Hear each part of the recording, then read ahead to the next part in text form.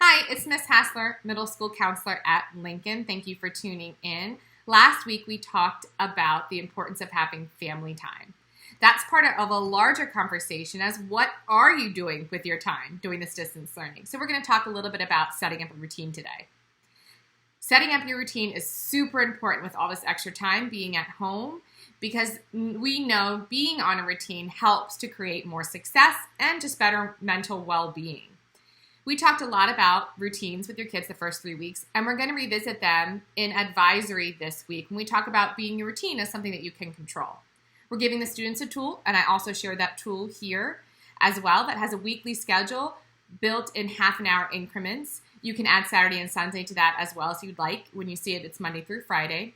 There's also something coming from Dr. Maher that has a Wednesday way to organize your time as well. So in taking account to those, what you might want to do is sit down as a family and go over what is important to put in that schedule. One thing I'm asking that you put into that schedule is 9 to 10 hours of sleep for your child. That's tech-free, good, deep sleep.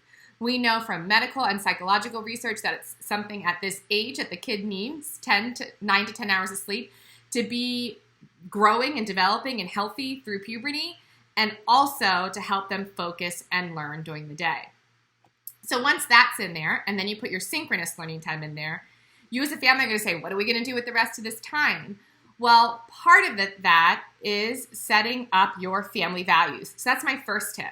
Talk as a family about what you want to have in their time. Things that are maybe areas where you're saying, we're not going to debate. This is a family we feel like we value. But what's really cool about a middle school student is they want to start having some choice. So what you're going to do is if you say, hey, we have a family value that every day you take a shower. To help that middle school student buy in, they might be able to choose the time.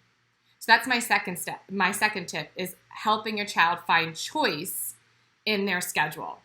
Having them buy in to times or amount of time or where it's placed in the schedule can help them actually follow through with their routine. They've bought into it. And then if it doesn't work, they can maybe adjust those times. And it's a good process for them to experiment with that.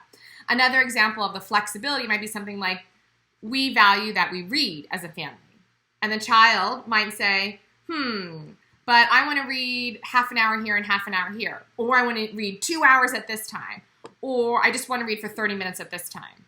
That brings a lot more flexibility into that family value that they can buy into. Then putting it in their calendar helps them feel like they have some control, which we know is really important for a middle schooler to feel like they have some control. So even though you might set that family value, you want to give your student a little bit of control. Another tip is to make sure that the child schedules in that personal time for them to explore their own passions and to connect with their peers.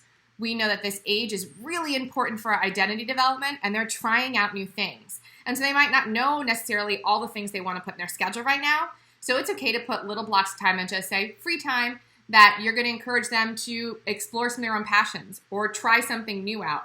Maybe they want to try cooking something for the first time, or they want to try out juggling and they watch some YouTube videos on it.